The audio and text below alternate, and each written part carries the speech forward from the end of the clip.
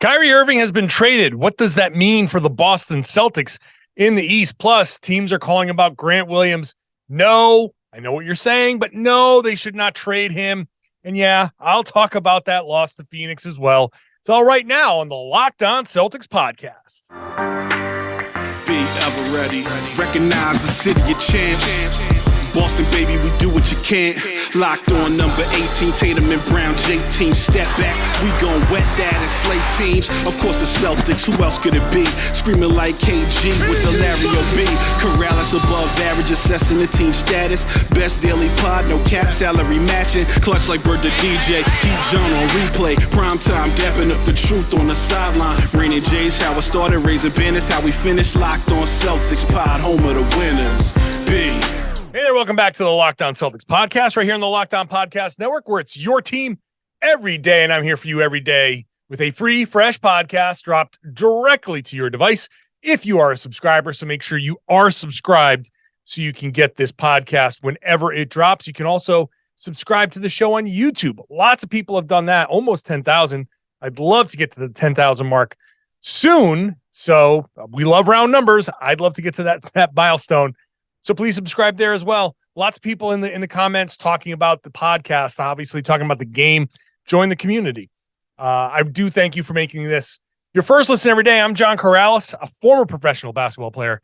Now I cover the Celtics for Boston Sports Journal. And I got one more thing that I'm doing.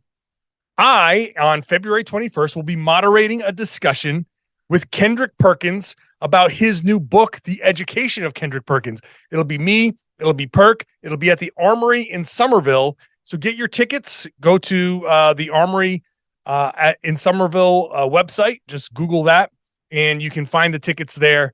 Grab yourself a ticket. Listen to me and Perk. Have a little conversation, and you'll get to ask questions in a Q&A as well. So it's going to be a fun thing. That's on February 21st. So make sure you get your tickets there. That's going to be a fun night. Later on, I will talk about the Celtics lost to the Phoenix Suns, and really, that could have gone the same way as the Brooklyn game, but the Celtics just didn't put in the work to get that done. I'll talk about that later on. Second segment, teams are calling about Grant Williams. There are Grant Williams trade rumors, or at least the rumors that teams are calling. I don't think that's really a rumor. Does that count as a rumor? Reports that teams are calling. What should the Celtics do? I mean, you heard me say it already. Plus, also, this is a key stretch coming up, but let's talk about the Kyrie Irving trade first. That's the big news in the NBA right now. It directly affects the Celtics because it directly affects a Celtics competitor. The Brooklyn Nets are, without Kevin Durant, they have been struggling a bit, but they are still fourth in the East and a threat. Any team that's up there can be a threat, but now losing Kyrie Irving, but getting Spencer Dinwiddie and Dorian Finney-Smith, and who knows what else. How does that impact the Celtics? I am not the biggest Kyrie Irving fan. I find the guy fascinating, and I think off the court, as far as his charitable endeavors have gone, he's proven himself to be focused on a lot of the right things. He had that controversy with the anti-Semitic film, which was horrible, and the way he handled that was horrible. And I don't think he's anti-Semitic, but the way he handled that really makes it hard for me to actually come to that conclusion. But that's a long story. I think anti-Semitism, just as a side note, has been a little too rampant and a little too washed over as far as things that are going on in the world today. So I don't want to minimize the impact of what he did and what he shared and how he handled that. That shouldn't have happened. That movie shouldn't even exist and be available. But that notwithstanding, I think generally Kyrie has shown himself to have off the court with his charitable stuff, a pretty good kind of sense of helping community. But on the court, he's just been untrustworthy. And so I'm not his biggest fan. I think, and it has nothing to do with him leaving Boston or the way he left Boston. I just don't, I just come at it from, and this is why I like Marcus Smart so much. I come at it from when I was playing basketball, the first thing I think of when I look at a player is, would I have wanted this guy on my team? Is this a guy I would have liked to have played with? Marcus Smart, I would go to war with Marcus Smart on the basketball court 10 days, every single day, plus twice a day some days. You know what I mean? Like, just that's the type of guy I want by my side. Kyrie, I don't want him in the locker room. I don't want him around. I don't like the way the way he impacts a locker room. The way he just disappears for a while. The way he continues to put himself ahead of the team. Don't like that. So no matter what his talent, and it's a high talent, I don't want him on my team. I don't want him around my team. So my first thought out of this is, good luck, Dallas, because that's not going to go well. What Dallas gave up in Dinwiddie and Dorian Finney-Smith, assuming that Kevin Durant comes back and is healthy and is motivated and is bought in for the rest of the year, assuming that that's the case, I still don't see that drop-off being as significant. Spencer Dinwiddie, obviously not a Kyrie Irving as far as talent, but he moves the ball. He can score on his own. He can hit three-pointers at a pretty high rate. So you're going to get some scoring from him. He came over from Brooklyn. He went Brooklyn to Washington to Dallas, but he's aware of, he's familiar with that part of town. He's played there for a while, so he can slide right in, play next to Kevin Durant. Dorian Finney-Smith gives them a defender, a versatile defender, a guy that you can count on. So I think that if the reports are true, that they're going to take some of the picks that came over from the Dallas trade, and they're going to try to flip it around and maybe acquire somebody to continue adding to this team. If they are buyers, this looks like it might be a seller type of thing, but they're actually, if they consider themselves buyers, then they could add another player. Hell, maybe they could add two over the course of the next few days. Trade deadline is the 9th. It's possible that Brooklyn could kind of retool their team around Kevin Durant, give him the exact type of tools that he needs, maybe something that can build with Ben Simmons and unlock something with Ben Simmons. Maybe Kyrie going away can unlock something with Ben Simmons.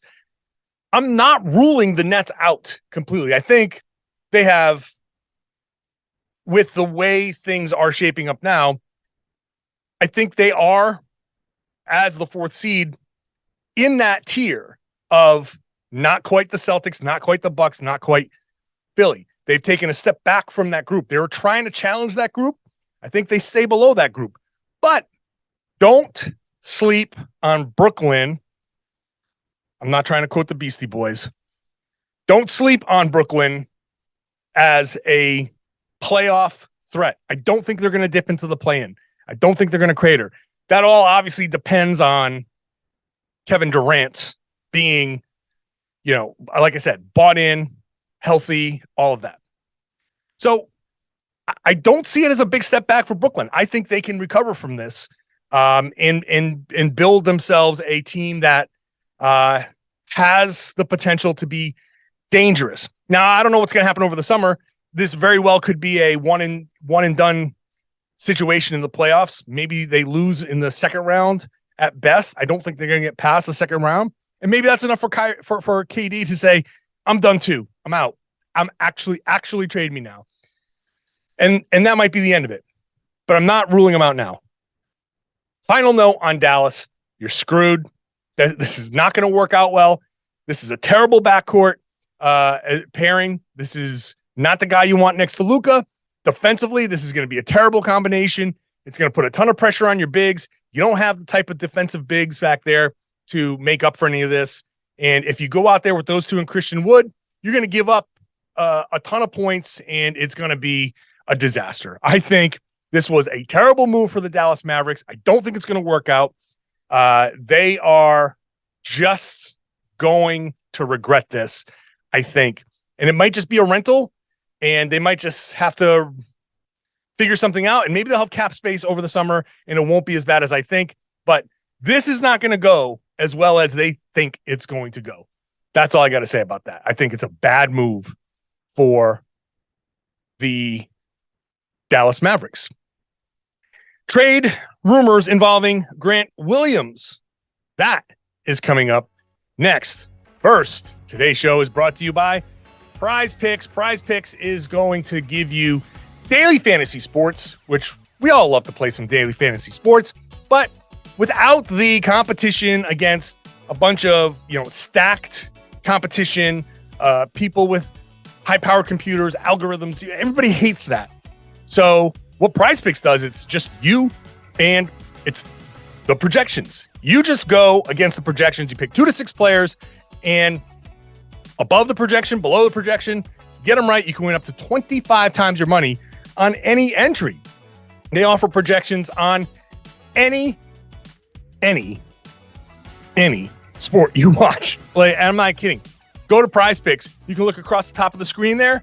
It's international sports, all the major pro sports, obviously, all the major college sports, men and women, WNBA, esports, boxing, disc golf, cricket. It's all there. 60 seconds or less, all your entries are in. When you win, safe and fast withdrawals, and it's currently operational in over 30 states in Canada. So go download the PrizePicks app or go to prizepicks.com, play daily fantasy sports. First-time users can get a 100% instant deposit match up to $100. You gotta use the promo code Locked On. Your first deposit, if it's $100, PrizePicks gives you $100. Very simple how that works. Deposit 50, PrizePicks gives you 50. It has to be, though, with the promo code Locked On. You put that in at sign up, and you can get an instant deposit match of up to $100. Well, we know with the Kyrie Irving trade, the trade deadline is right around the corner, and Locked On has you covered. Thursday, February 9th, tune into Locked On NBA on YouTube at 2 p.m. to hear reaction from the trades that will change the rest of the NBA season. Who becomes contenders? Who is tanking for a better future? Subscribe to Locked On NBA on YouTube. Don't miss a deal. The deal on that show should not include Grant Williams because I don't think the Celtics should trade him. But there are reports out there, multiple reports out there that teams are calling about Grant Williams. Fine. I think the Celtics are in a spot where they shouldn't mess with their core, but I understand why teams are calling around. I'm sure there's some level of, he's been a little up and down. His contract is up after the season as a restricted free agent. And there are teams who will rightly wonder, hey, do the Celtics want to re-sign this guy? Call up Brad Stevens. Hey, are you going to re-sign Grant Williams or what? Because if you're not, we don't have the cap space to make him an offer, but we'll give you a trade to bring him in now. And they don't want to do a sign and trade later on because that will hard cap them. If you do a sign and trade in the offseason, it hard caps you for the upcoming season, the receiving team. So pick a contender over the cap, in the West. That we'll just say Denver or whomever. They're going to say, pick whatever team you want. I'm not reporting that. They're going to call and say, hey, well, we can't give Grant what he's asking for in free agency. We don't want to sign and trade for him because hard capping us will limit us in the future. This is our opportunity right now to call you up and say, hey, we like Grant Williams. If you're not going to re-sign him, we're willing to pay him. Let's work something out here where we can give you some good compensation for him, and maybe we can work something out. Will that give the Celtics what they're looking for? I doubt it. I think first thing in any sort of Grant Williams trade discussion, and even if you're one of the people who is sitting there saying, yeah, no, let's do it, we should, because he's struggling right now. I don't think that this is the move to just say, oh, well, he's struggling. Let's just move him and get somebody else in.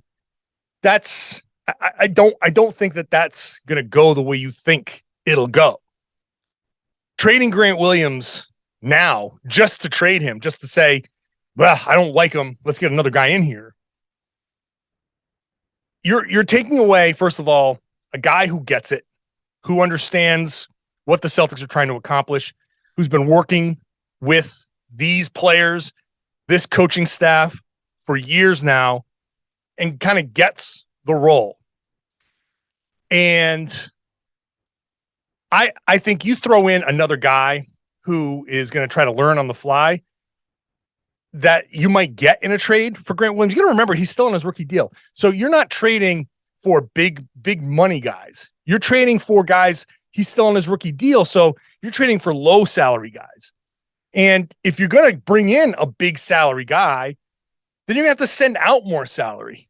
So it's not as easy as trade Grant for, pick whatever player you're saying out loud to yourself right now. Grant for that guy, unless he makes like $4 or $5 million, it's not going to be feasible. Now you're going to start building out deals. The Celtics don't want another team's draft picks. That doesn't help them. I mean, maybe you could say, hey, give us a couple of firsts, and the Celtics turn around and trade those firsts in other deals. Sure, I'm not going to say that's not helpful, but it's not accomplishing what the Celtics want to accomplish. Who are you freeing up time for? If you trade away Grant Williams, who are you freeing up time for? Blake Griffin? No. You're not.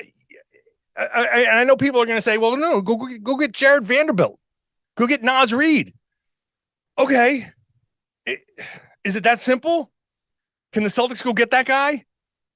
I don't think it's that simple. Because that team's going to have to want to trade that guy to you. The Lakers, for example, wanted Kyrie, offered 2 first-round picks unprotected. And the Nets said, no. We're not sending Kyrie to the place he wants to go. That's just an aside to that story, by the way. Joe Tsai said, no. We're sending you to a place you don't want to go.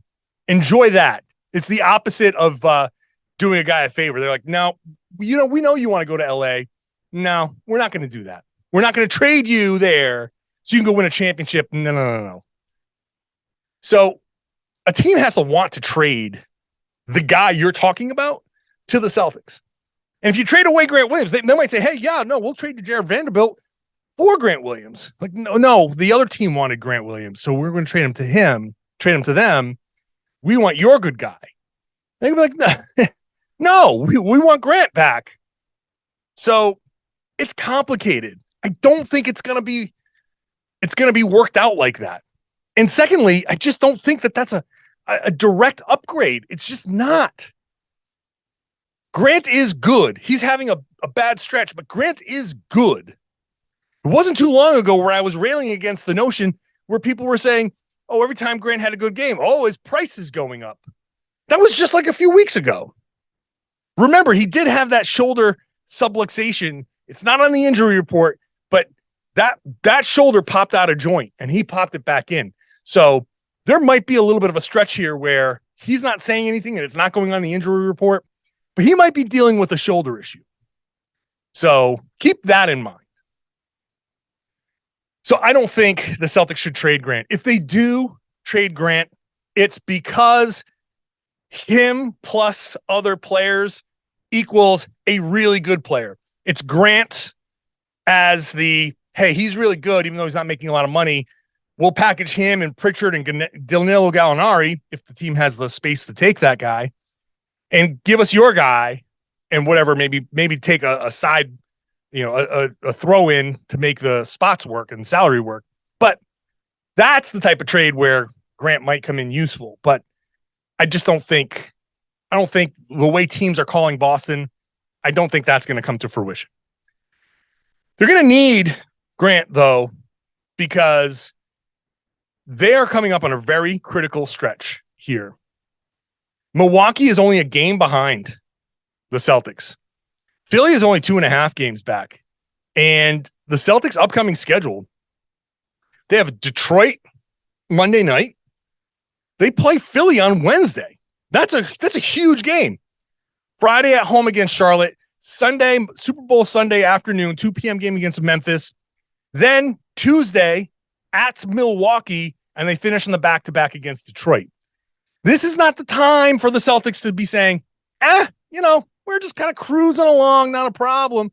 No, this is the time for the Celtics to say, okay, we're looking at Milwaukee possibly catching up to the Celtics and passing them by the All-Star break and heading into the post-break schedule in second or third. What if the Celtics end up in third? That, I think, will be a disaster scenario. The Celtics need to look at this upcoming schedule and say, 6 games, Detroit twice, and Charlotte are 3 games you should win. Do not mess around against Detroit twice and Charlotte. Don't do it because the standings are right there. You could fall behind. You got to beat Philly. You got to beat Milwaukee. You got to put some distance, but you have it in your control. Beat those 2 teams. Put some distance between you and those teams. Take care of business against these other teams. The Celtics should go into this All-Star break 5-1, 6-0. Can't be 4-2. Can't be 3-3. That's going to be a little bit of a disappointment. The only way that's going to be not a disappointment is if they include wins over Philly and Milwaukee. If you beat Philly, you beat Milwaukee, and you beat one of these other teams, and it's 3-3, not great, but at least you let that slide a little bit because you beat the teams you're supposed to beat. But 4-2, but it has to include those 2 wins. 5-1, 6-0, now we're talking. Got to go out there and take care of business. This is a big time. Just like I say, clutch baskets don't always have to come at the end of the fourth quarter. Think of it like that. This is a early third quarter run for the Celtics, or end of first half run for the Celtics, where go on this run, establish your dominance again, head into the break, take your vacation, come back, get ready for the stretch run. Got to take care of business. Don't do what you did against Phoenix. Don't do that. I'll talk about what they did against Phoenix next. First, today's show also brought to you by Built Bar. Built Bar is delicious. It's full of protein, low calories, low sugar, covered in chocolate. I am trying to get back into some better shape. I don't think I can ever get back into playing shape, but as close to it as I can. And I'm going to do it with the help of Built Bar because it's like dangling a little carrot in front of me, except I'm dangling a little Built Bar in front of me where I go through my workout and I know at the end I get that reward. It's 130 calories, 4 grams of sugar, 17 grams of protein, and I get flavors like churro or peanut butter brownie or coconut almond. That is a hell of a treat for a post-workout. It's a reward, but it doesn't blow out the cardio that you just did. It helps you build the muscle with the weights you just lifted. Or if you're just looking to lose a few pounds and you want a meal replacement, or if you want a snack that's delicious, that's not a candy bar, perfect. You can go to built.com, use the promo code LOCKEDON15 at built.com to stock up as many boxes as you want and get 15% off. You can also now head on into Walmart. 4-bar boxes of cookies and cream, double chocolate, or coconut puffs. It's there in the pharmacy section at Walmart. Or Sam's Club. Run on in. 13-bar box with the hit flavors, brownie batter and churro. It's there at Sam's Club. You can buy them now out in the wild, or you can buy them online. Either way, you are going to want to get yourself a Built Bar. Celtics lost to the Phoenix Suns 106-94 on Friday night. And after the game, I would have normally done a bonus podcast, talk about the game. But you know what? It was like 7 degrees out. Actually, no. Friday night when I left, it was like -8. I got into my car and said -8. It was so cold. It was cold in the arena. After that loss, I know nobody around wanted to hear anything about that. So I said, you know what? I'm going to save myself my sanity. I'll just talk about this on the Monday podcast and only do it for one segment because who wants to hear? You probably have already tuned out. I'm probably talking to nobody. If you're listening right now and still like wondering, hey, what do you think about the Phoenix game? Congratulations on being a lunatic diehard fan. That is crazy.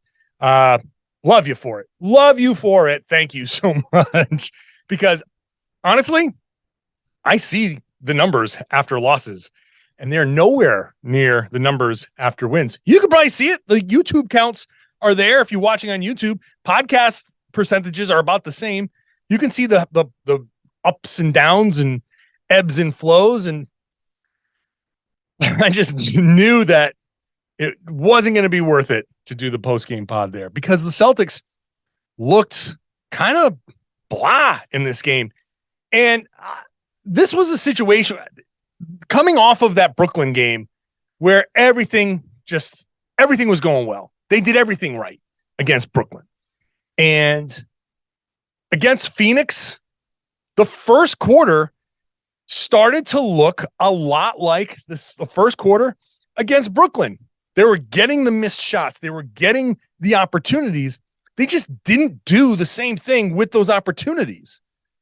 Against Brooklyn missed 10 of their first 11 shots. Celtics followed those 10 of those 11 shots. Celtics followed that by going dunk, layup, three-pointer, put back, layup, three, dunk, put back, three, and they got 27 points. Against Phoenix missed 9 of their first 11 shots. So they made one more out of their first 11. And it was actually the last two because they went 0 for 9, and then they hit 2 shots. But I want to cut it off at that 11. Celtics missed three-pointer, missed three-pointer, missed three-pointer, missed three-pointer, missed layup, made a mid-range jumper, missed jumper, missed layup. So where in the first against Brooklyn, they went dunk, layup, Jaylen Brown's pull-up three-pointer, put back layup. The Celtics went missed three, missed three, missed three, missed three against the Suns. That right there, that's the game. Against Brooklyn, they were up 27-4.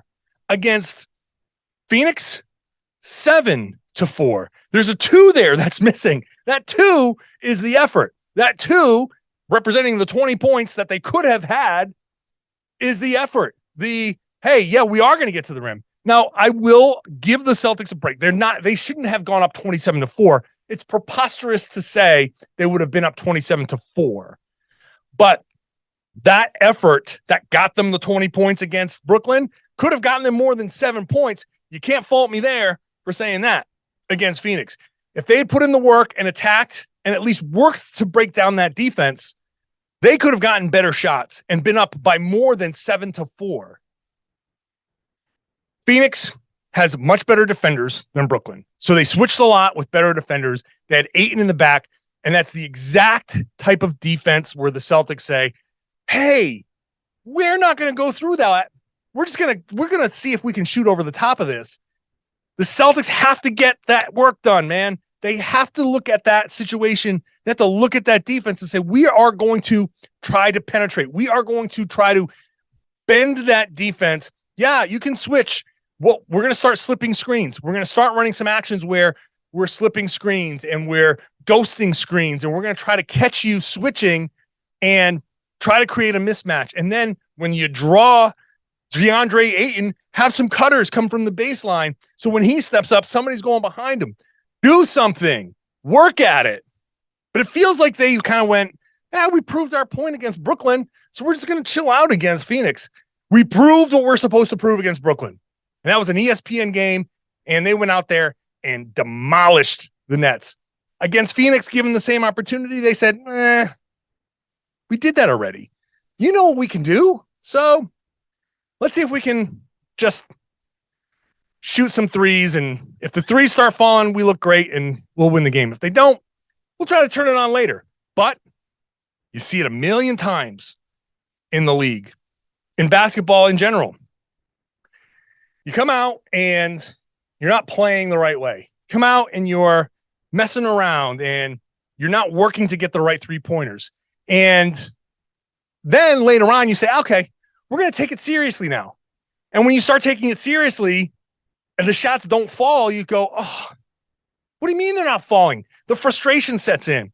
They made a big run in the third quarter, but they couldn't get the shots that they needed to fall. 5 opportunities in the third quarter. to tie or take a lead. 2 turnovers, 3 missed shots in that game. You can't miss out on 5 chances to tie or take a lead. That was a classic example of a game where if the team had tied or taken the lead, they would have they could have pulled away and won by 15.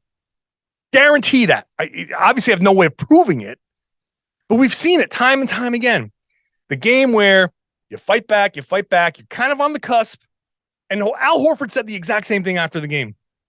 If they had just taken that lead in the third quarter, you could feel the momentum. That's a very momentum-based thing where Phoenix was missing and the Celtics had their chances. And if they had just broken through, you could feel Phoenix start to fall apart. But no, Celtics couldn't do it because they messed around too much early on. And when they needed to find those shots, it just wasn't there. I don't actually believe in superstitions and the basketball gods, but I do love saying it this way. The basketball gods punished the Celtics because they didn't deserve that. They didn't deserve to be able to suddenly hit shots. They didn't deserve it. They got what they deserved. Every time they had an opportunity to go up, they missed. And then the Suns, credit to them, ran, piled up a couple of points, piled up little runs, put their distance ahead of them. Jaylen Brown was the only guy that really came to play on offense. But even he was making mistakes, and he ended up with a not great shooting night. Tatum, 3 of 15, 3 of 10 from 3, only 5 2-point attempts. He did get to the line 12 times. But those weren't all going to the rim. We have to make sure that we don't just look at free throws and say, oh, well, 12 free throws. He was just being aggressive. There were plenty of penalty free throws. It wasn't all just getting to the rim. It wasn't like he got to the rim 6 other times. He probably got to the rim like 3 other times and then got some penalty free throws out of it. So it just was a bad game. It was a poor effort, poor mentality going into the game, which is disappointing. It's just disappointing. It's not that I'm mad. It's the classic I'm not mad, I'm disappointed type of game. Because after that Brooklyn game, you thought, hey, maybe they'll go on a little bit of a, they'll understand that, hey, put in that effort. Just put in that effort right at the beginning, and you can rest in the fourth quarter. This is an opportunity to get fourth quarter rest, so you don't have to go out there and mess around. But no, there's Jaylen Brown playing 39 minutes and Jayson Tatum playing 38 minutes. Could have played 30, could have played 31, 32, but nope. Got to mess around and try to win it late. I understand the league, the schedule is long and you get tired, but got to find it. Got to find that level. Got to find it. Can't let Jock Landale kill you. I mean, Jock Landale killed the Celtics for stretches. You cannot let that happen. Jock Landale. That name is made up. Can't let that happen. Celtics, I mean, it's just a missed opportunity. Like I said before, can't have these missed opportunities moving forward. And it starts against Detroit. Cannot go into Detroit Monday night here and let the Pistons feel like they have a chance. You got to get on them early. You got to put this game away early and give yourself a chance to rest up for a big game against Philly on Wednesday. That is a huge game. That's going to mean a lot in the standings, not just current standings, but tiebreakers and all of that. Like there are real stakes for this game on Wednesday night. Don't overlook Monday night because of how important Wednesday night is. Go out there Monday night and take care of business, please. Thank you for listening, for watching. Hope you've enjoyed this show. 3 very distinct topics, but I'll be back after the Detroit Pistons game with a post-game podcast there. So make sure you're subscribed whenever that show drops. You get it directly to your device. You can watch the show on YouTube, ring the bell there so you'll know exactly when I drop the videos. Thanks to everybody who comments right away. Love that there are people doing that. Hop in the comments there. It's a really good growing community of people who are talking about the Celtics, reacting to the podcast and all that. So do that. And if you are a subscriber, I'd love it if you shared the podcast and told everybody that they should be listening to and watching the Locked On Celtics podcast here on the Locked On Podcast Network, your team every day.